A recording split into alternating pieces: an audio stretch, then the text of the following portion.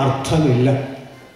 മനസ്സിൽ എനിക്ക് സ്ഥലം തരാത്ത, മനസ്സിൽ മറ്റാരെയോ പ്രദർശിച്ചിരിക്കുന്ന ഒരുത്തിയുടെ കൂട്ടത്തിലാണല്ലോ ദൈവമേ ഞാൻ കഴിയുന്നതെന്ന് ഓർക്കുമ്പോൾ ആ മനുഷ്യൻ അനുഭവിക്കുന്ന പറഞ്ഞറിയിക്കാൻ കഴിയാത്ത ആ മനോവിഷമത്തിനാണ് ഞാൻ ഈ അനാഥത്വം പറയുക. ഒരിക്കലൊരു ഭാര്യ പറഞ്ഞു, അച്ഛാ കല്യാണം കഴിഞ്ഞിട്ട് 15 കൊല്ലമായി. 15 കൊല്ലം ഞങ്ങൾ ഒന്നിച്ചാൽ കഴിയുന്നത്. പക്ഷെ ഈ 15 കൊല്ലത്തിനിടയ്ക്ക് അച്ഛാ ഒരു ദിവസം പോലും ഒരു ഭർത്താവിൽ നിന്നൊരു ഭാര്യ കൊതിക്കുന്ന, ആഗ്രഹിക്കുന്ന അംഗീകാരം, ആദരവ്, സ്നേഹം, പരിഗണന, നല്ല വാക്ക്, ക്ഷമ, ഇതൊന്നും എനിക്ക് 15 കൊല്ലത്തിനിടയ്ക്ക് ഒരിക്കൽ പോലും കിട്ടിയിട്ടില്ല. മരിക്കുന്നതിന് മുമ്പ് ഒരു ദിവസമെങ്കിലും ഇത് അനുഭവിക്കണം എന്നുള്ളൊരു കൊതി എനിക്കുണ്ട് അച്ഛ. ഈ കാര്യത്തിന് മാത്രമേ ഇപ്പോൾ ഞാൻ പ്രാർത്ഥിക്കുന്നുള്ളൂ. ഈ കാര്യത്തിന് വേണ്ടി അച്ഛനും പ്രാർത്ഥിക്കണം. ഏത് കാര്യത്തിന് വേണ്ടി? മരിക്കുന്നതിന് മുമ്പ് ഒരു ദിവസമെങ്കിലും ഭർത്താവിൻ്റെ ഒരു ഭാര്യ എന്ന നിലയിലുള്ള ഒരു പരിഗണനയ്ക്ക് വേണ്ടിയിട്ട് കൊതിച്ച് പ്രാർത്ഥിക്കുന്ന ഒരു സ്ത്രീ, അവരനുഭവിക്കുന്ന ആ മനപ്രയാസത്തിനാണ് ഞാൻ ഈ അനാഥത്വം എന്ന് പറയുക. 3ലും 5ലും പഠിക്കുന്ന 2 പെൺപിള്ളേരുടെ അപ്പനും അമ്മയും, 2 പേര് സർക്കാർ ഉദ്യോഗസ്ഥന്മാരാണ്. സാമാന്യം നല്ല ജോലിയും ചുറ്റുപാടും കൊണ്ട് 2 മക്കളെയും പൊന്നു പോലെ നോക്കും. ഒരു ദിവസം മക്കൾ 2 കൂടി മാതാപിതാക്കളുടെ അടുത്ത് വന്ന് പറഞ്ഞു, ഞങ്ങൾക്ക് ഓരോ പുതിയ ഉടുപ്പ് വാങ്ങിത്തരണം, ഡ്രസ്സ് വേണം. മാതാപിതാക്കൾ പറഞ്ഞു, മക്കളെ വാങ്ങാം, പക്ഷെ ഇപ്പൊ തന്നെ വേണം, കാരണം ഇപ്പൊ തന്നെ ഇതൊക്കെ വേണ്ടത്ര ഉണ്ട്. നിങ്ങളുടെ പിറന്നാളോ ക്രിസ്മസോ അങ്ങനെ വല്ലോ ആഘോഷം വരുമ്പോൾ വാങ്ങിയ പോരെ, ഇപ്പൊ തന്നെ വേണോ? ഇപ്പൊ മൂത്ത കുട്ടി മാതാപിതാക്കളുടെ മുഖത്ത് നോക്കി ഒരു ചോദ്യം ചോദിച്ചു. ആ ചോദ്യത്തില് ഒരു വാക്ക് പോലും മാറ്റാതെ ചോദ്യം ഞാൻ അങ്ങോട്ട് പറയാം, നിങ്ങളുടെ കണ്ണ് നിങ്ങൾ അടച്ചു പോകും ഞാൻ കേൾക്കുമ്പോൾ. മൂത്ത കൊച്ചു ചോദിച്ചതാ, ഞങ്ങൾ ചോദിക്കുന്നതൊക്കെ വാങ്ങിത്തരാൻ പറ്റുകയില്ലെങ്കിൽ പിന്നെ നിങ്ങൾ എന്തിനാ ഞങ്ങളെ ഉണ്ടാക്കിയിട്ടത്? ബാക്കി എൻ്റെതല്ല, 5 പഠിക്കുന്നോളം അപ്പൻ്റെ അമ്മയുടെ മുഖത്തൊക്കെ ചോദിച്ചു, പിന്നെ എന്തിനാ ഞങ്ങൾ ഉണ്ടാക്കിയിട്ട്?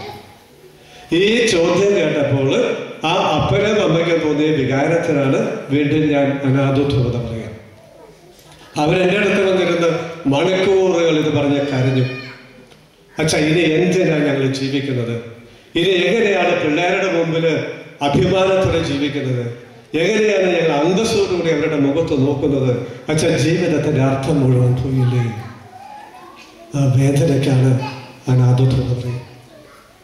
ഒരിക്കലും ഒരു ഭാര്യ കത്തയച്ച് എന്നോടൊരു ചോദ്യം ചോദിച്ചു. ഇതുകൊണ്ട് ഇത്രയും വലിയ ഒരു ചോദ്യം ഇതുവരെ ആരും ചോദിച്ചിട്ടില്ല. അവരുടെ ഭർത്താവിന് എയ്ഡ്സ് ഉണ്ടെന്ന് അവർ ഭയപ്പെടുന്നു. കാരണം അങ്ങനത്തെ ജീവിതമാണ് നേരിട്ടത്. ഉണ്ടോ ഇല്ലയോ നമുക്കറിയില്ല. അങ്ങനെ ഭാര്യ പറയുന്നു ഉണ്ടെന്ന് ഞാൻ സംശയിക്കുന്നു. ഈ കഥയെല്ലാം പറയട്ടെ. ഇനിയാണ് ചോദ്യം ഇതാ, എന്നിട്ട് വച്ചാ ഞങ്ങൾ 2 പേരെയും കൊണ്ട് ഒരു കട്ടിലേക്ക് കിടന്ന് നേരം വെളുപ്പിക്കുന്ന എങ്ങനെ അച്ഛൻ ഊഹിക്കാമോ?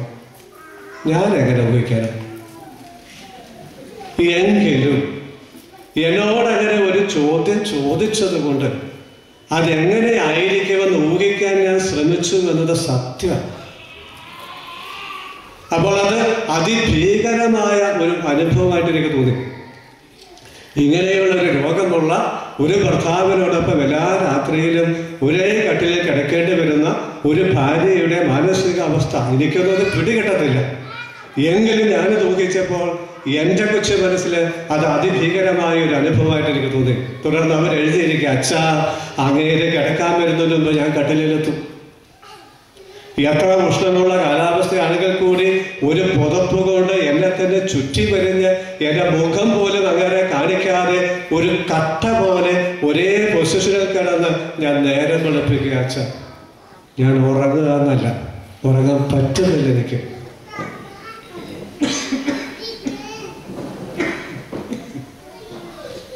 നാട്ടുകാരുടെ മുമ്പിൽ, മക്കളുടെ മുമ്പിൽ, സമൂഹത്തിന്റെ മുമ്പിൽ ആ സ്ത്രീയെ ഒന്നാന്തര കുടുംബത്തിലെ സാമ്പത്തിക സ്ഥിതിയുള്ള സ്നേഹിക്കുന്ന ഭർത്താവ്, നല്ല മക്കള് ആട്ടിപ്പൊളിച്ചത് ചുള്ളിൻ്റെ ഉള്ളിൽ ആ സ്ത്രീ അനുഭവിക്കുന്ന ആരോടും പറയാൻ കഴിയാത്ത വിഷമം, ശൂന്യത, ഏകാന്തത, ഇതിനാണ് ഞാൻ അനാഥത്വം എന്ന് പറയുന്നത്. അനേക വിദേശ മലയാളികൾ അനുഭവിക്കുന്ന ഒരു പ്രശ്നമാണ്. ഉദാഹരണത്തിന് നാടും വീടും വിട്ട് വണ്ടി കയറി ഇതുപോലൊരു സ്ഥലത്തെത്തിക്കൊണ്ടു. ആരെയും വിശ്വസിക്കാനോ സ്നേഹിക്കാനോ ഒന്നും സഹായിക്കാനില്ലാത്ത അവസ്ഥ. നിങ്ങളൊക്കെ ആ സ്ട്രഗിളിലൂടെ കടന്നുപോയവരായിരിക്കാം. അല്ലെങ്കിൽ നാട്ടിൽ കിടക്കുന്നവരെ ഓർത്തുള്ള ഭയത്തിൽ പല ആളുകളും കല്യാണം കഴിഞ്ഞ ഒരാൾ ഇവിടെ ഒരാൾ അവിടെ, അല്ലെങ്കിൽ മക്കളെ പോലും അവിടെയാക്കിയിട്ട് ഇവിടെ വന്ന് കിടക്കുന്നു. ചില സ്ത്രീകളൊക്കെ എന്നോട് പറഞ്ഞിട്ടുണ്ട്, ഇതുപോലെയുള്ള ചില സ്ഥലങ്ങളിൽ വന്നപ്പോൾ, അച്ഛാ ഒരു ചോറ് കയ്യിലെടുക്കുമ്പോൾ വായിലേക്ക് വെക്കാൻ വരുമ്പോൾ എനിക്ക് വീട്ടിലുള്ള എൻ്റെ കുഞ്ഞു കൊച്ചിന് ഓർമ്മ വരും. പക്ഷെ ആ ചോറ് ഞാൻ ആ പാത്രത്തിൽ ഇട്ടിട്ട് ഒന്നും കഴിക്കാതെ പോയി രാത്രി മുഴുവൻ കിടന്ന് കരയും. ആ അമ്മ അനുഭവിക്കുന്നതും നാട്ടിൽ കിടക്കുന്ന കൊച്ചിന് അനുഭവിക്കുന്നതും ഏകാന്തതയാണ്, അനാഥത്വമാണ്. അതുപോലെ ഒരു കൊച്ചൊരിക്കൽ പ്രസവിച്ച് കഴിഞ്ഞാൽ 40 പക്കം കൊച്ചിനെ ഏൽപ്പിച്ചിട്ട് ഒരു സ്ത്രീ പുറത്തേക്ക് പോകുന്നു. അതുപോലെ ജോലിക്ക് ഇടയ്ക്കിടയ്ക്ക് വിളിക്കും, ഭർത്താവിനോട് സംസാരിച്ചിട്ട് പറയും ഒന്ന് കൊച്ചിൻ്റെ ഫോൺ കൊടുക്കുക. കൊച്ചു പറയും എനിക്ക് മമ്മീൻ്റെ ഫോൺ വേണ്ട. ആ കൊച്ചിനോട് മമ്മി എവിടെയും ചോദിച്ചാൽ പറയും മമ്മി അലമാരിയിലുണ്ടെന്ന് പറയും. മമ്മി അലമാരിയിലുണ്ട്. കൊച്ചിന് അമ്മയുമായിട്ടുള്ള ആകെ ബന്ധം അതാ.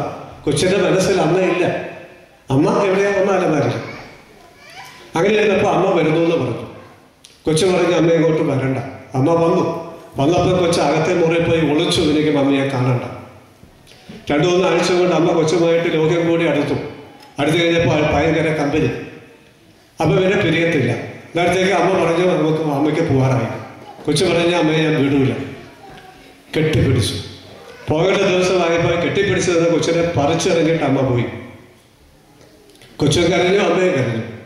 അവിടെ ചെന്നിട്ട് വിളിച്ചു, ഒന്ന് മോനെ ഫോൺ കൊടുക്കുമോ? എനിക്ക് മമ്മീൻ്റെ ഫോൺ വേണ്ടാന്ന് ഞാൻ പറഞ്ഞില്ല. ഫോൺ വെച്ചിട്ട് കൊച്ചു ഓടിപ്പോയി. ആ അമ്മ ഇവിടെ കിടന്ന് അനുഭവിക്കുന്ന ദുഃഖത്തിന് ഏകാന്തത എന്ന് പറയാൻ അനാഥത്വമില്ല. ഞാൻ പറഞ്ഞു വരുന്നത്, ജീവിതത്തിൻ്റെ എല്ലാ പ്രായത്തിലും കാലഘട്ടത്തിലും ജീവിതാവസ്ഥയിലുമുള്ള ഒരുപാട് മനുഷ്യർ കടന്നു പോകുന്ന വലിയൊരു വേദനയാണ് ഈ അനാഥത്വം എന്ന് പറയുന്നത്. ഇനി കാര്യമില്ലല്ലോ എന്ന ചിന്ത. അനേകം മലയാളികൾ എനിക്കറിയാം ഇതുപോലെയുള്ള സ്ഥലങ്ങളിൽ ചെന്ന് നിങ്ങൾ ഇവിടെ കിടന്ന് കഠിനാധ്വാനിച്ച് ഉണ്ടാക്കി നാട്ടിലേക്ക് അയച്ചിട്ട് അതുകൊണ്ട് ധാർവാറടിക്കുന്നവരെ ഞാൻ കണ്ടിട്ടുണ്ട്.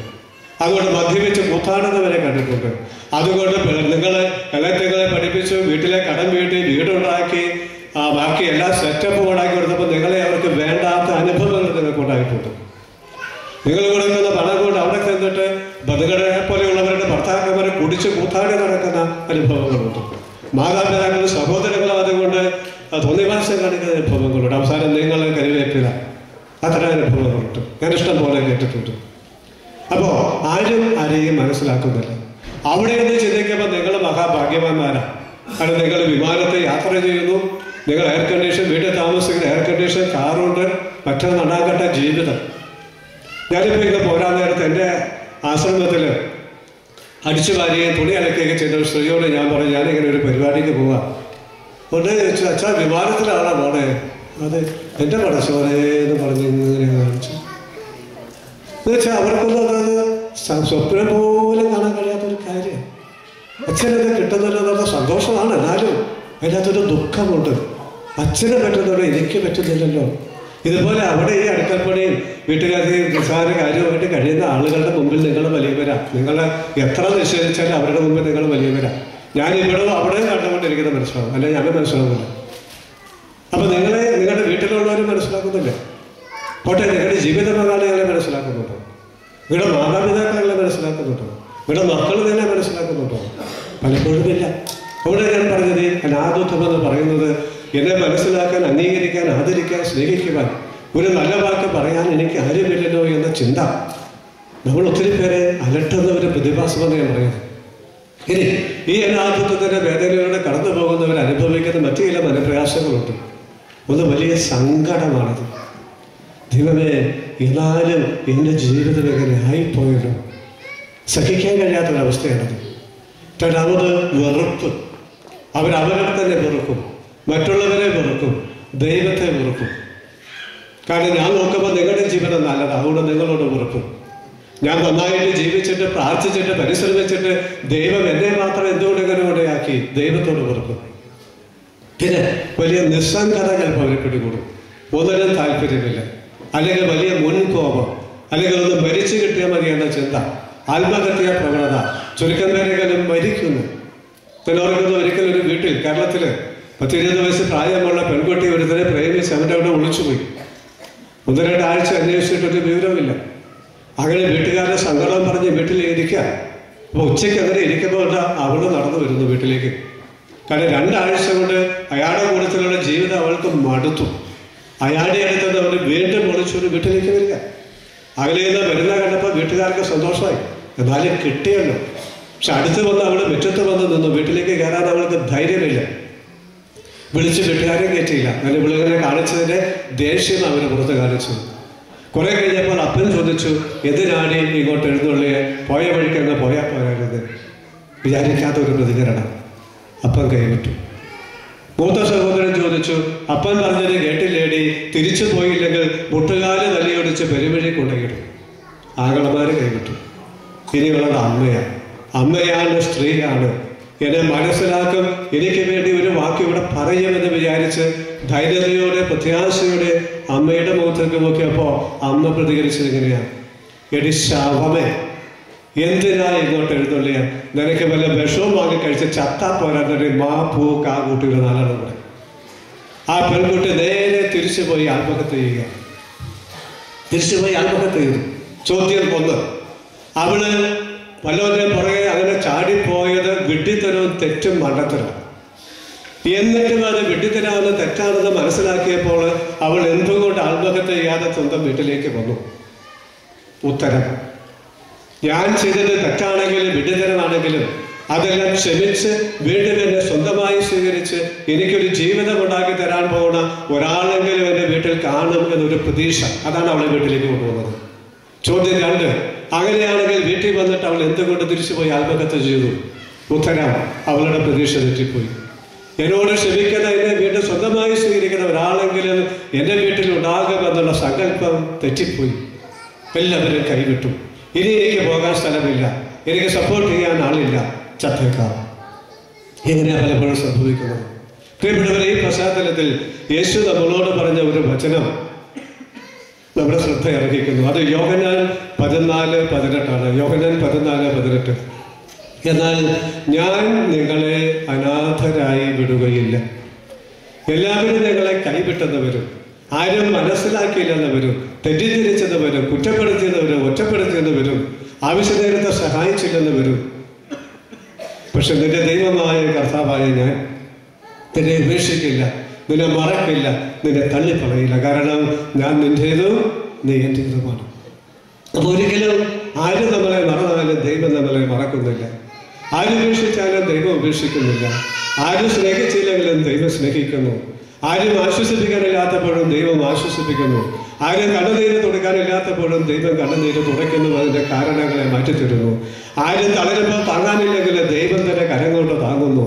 പാപത്തിലോ നിരാശയിലോ ദുഃഖത്തിലോ സാമ്പത്തിക പ്രതിസന്ധിയിലോ ദാമ്പത്യ കുടുംബ പ്രശ്നങ്ങളിലോ വീണുപോയിട്ട് പിടിച്ചെഴുന്നേൽപ്പിക്കാൻ ഒരു കരവും ഇല്ലെങ്കിൽ കർത്താവ് തന്നെ കരം കൊണ്ടൊന്ന് പിടിച്ചെഴുന്നേൽപ്പിക്കുന്നു. ആ ദൈവമാണ് പറയുന്നത്, ആരൊക്കെ നിന്നെ ഉപേക്ഷിച്ചാലും ഞാൻ നിന്നെ ഉപേക്ഷിച്ചിട്ടില്ല, ഉപേക്ഷിക്കത്തില്ല. കാരണം നീ എന്റേതും ഞാൻ നിന്റേതുമാണ്.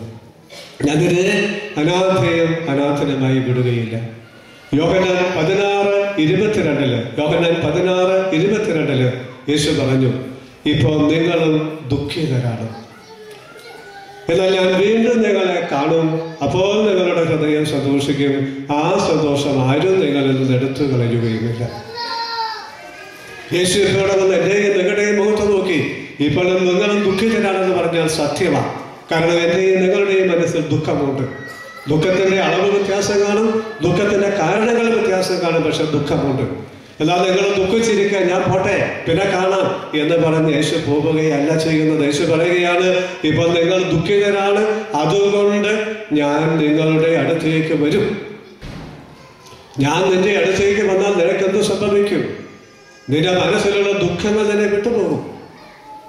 ആ ദുഃഖത്തിന്റെ സ്ഥാനത്ത് സന്തോഷം നിറയും. ആ സന്തോഷത്തിന് ഒരു പ്രത്യേകതയുണ്ട്. ആ സന്തോഷം ആർക്കും നിങ്ങളിൽ നിന്ന് എടുത്തു മാറ്റാൻ കഴിയുകയില്ല. നമുക്കറിയാം, മനുഷ്യരുടെ സന്തോഷങ്ങളെ ഒരൊറ്റ നിമിഷം കൊണ്ട് ഒഴിവാക്കാൻ പറ്റും. ഒരു കാർമേഘം സൂര്യനെ മറച്ച ഭൂമിയിലെ നിഴല് വന്നില്ലേ? ഒരു കണ്ണിൽ നിറഞ്ഞു നിന്ന കാഴ്ചയ്ക്ക് നഗലുണ്ടായില്ലേ?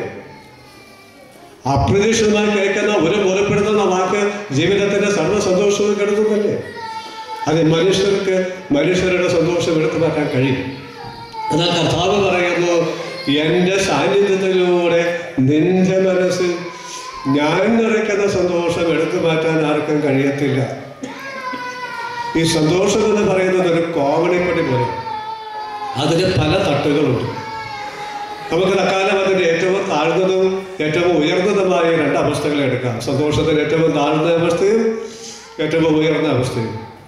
ഈ താഴ്ന്ന അവസ്ഥയെ നമുക്ക് മലയാളത്തിൽ രസം, ഇംഗ്ലീഷിൽ നമ്മൾ പറയുന്ന പ്ലഷർ, ഏറ്റവും ഉയർന്ന അവസ്ഥയെ ആനന്ദം എന്ന മലയാളത്തിലും ജോയ് എന്ന ഇംഗ്ലീഷിലും പറയാം. അപ്പം രസവും ആനന്ദവും, പ്ലഷർ ആൻഡ് ജോയ്. ഇനി രസം തന്നെ രണ്ട് തരമുണ്ട്. ഒന്ന് പാപമല്ലാത്ത പ്രവൃത്തികൾ നമുക്ക് തരുന്ന സന്തോഷം. ഒരു നല്ല ഭക്ഷണം കഴിച്ചു, ഒരു നല്ല TV പ്രോഗ്രാം കണ്ടു, ഒരു തമാശ കേട്ടു, ഒരു പൂവിടന്ന് നിൽക്കുന്നത് കണ്ടു, ഒരു രസം. മറ്റു ചില രസങ്ങൾ പാപം ചെയ്യുമ്പോൾ കിട്ടുന്നതാണ്. ഈ പാപം ചെയ്യുമ്പോൾ പലപ്പോഴും രസം കിട്ടും. അതുകൊണ്ടാണ് പല പാപവും നമ്മൾ ചെയ്യുന്നത്. ഉദാഹരണത്തിന് ഈ പരദൂഷണം പറയുന്നത് ഇങ്ങനെ കേട്ടു നിൽക്കുന്നത് എന്തിനാ? അത് കേട്ടിരിക്കുന്നത് തന്നെ ഒരു രസം. ഈ പരദൂഷണം പറഞ്ഞ് നാറ്റിച്ച് നടക്കുന്നത് എന്തിനാ? ആ നടക്കുന്നതിൽ ഒരു രസം. ഈ മദ്യപിക്കുന്നത് എന്തിനാ? ഒരു രസം.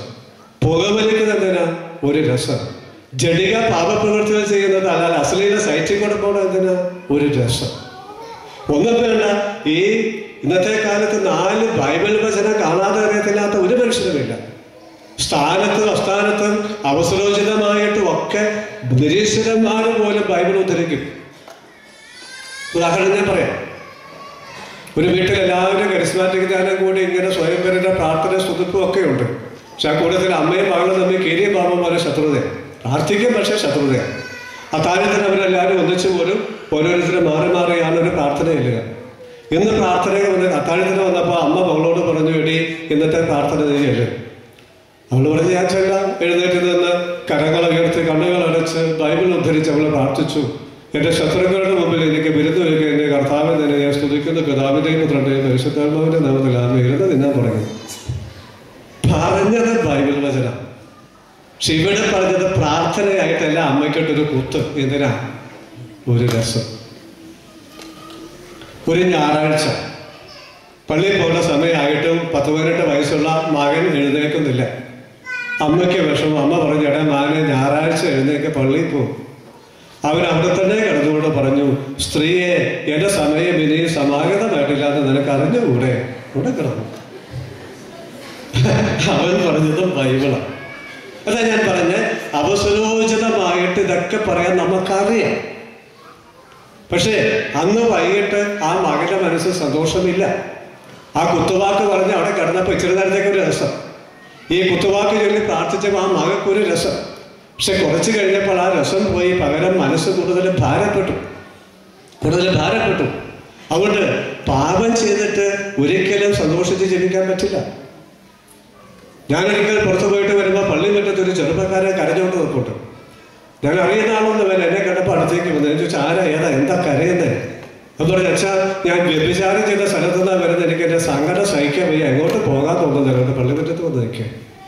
ഞാൻ പറഞ്ഞു, നീ പള്ളിയിലേക്ക് വാ. വീട്ടിൽ കൊണ്ടുപോയി കുമ്പസാരിപ്പിച്ച് അവൻ കണ്ണുമൊക്കെ തുറച്ചു പോയി.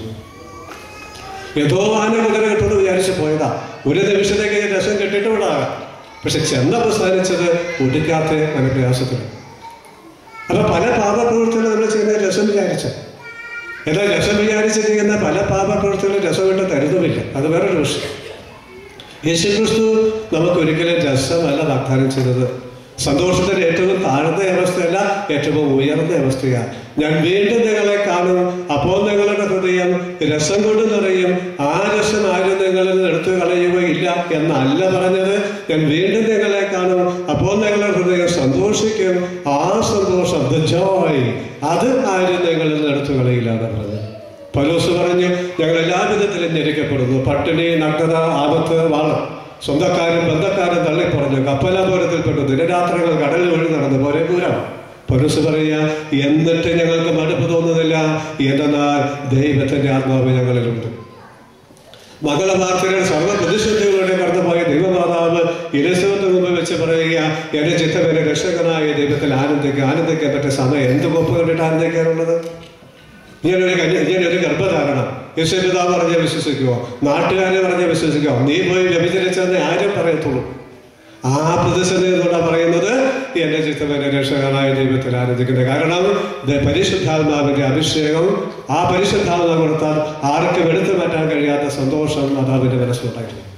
അപ്പൊ കർത്താവ് അതുകൊണ്ട് നമുക്ക് പ്രശ്നങ്ങളും പ്രതിസന്ധികളും ഉണ്ടായി അതിലൂടെ കടന്നു പോകുമ്പോഴും നമ്മുടെ മനസ്സിൽ അലൗകികമായ ദിവ്യമായ മറ്റാർക്കും നശിപ്പിക്കാൻ പറ്റാത്ത ഒരു ആനന്ദം തരും തന്റെ സന്ദർശനത്തിലൂടെ എന്ന് പറയുക.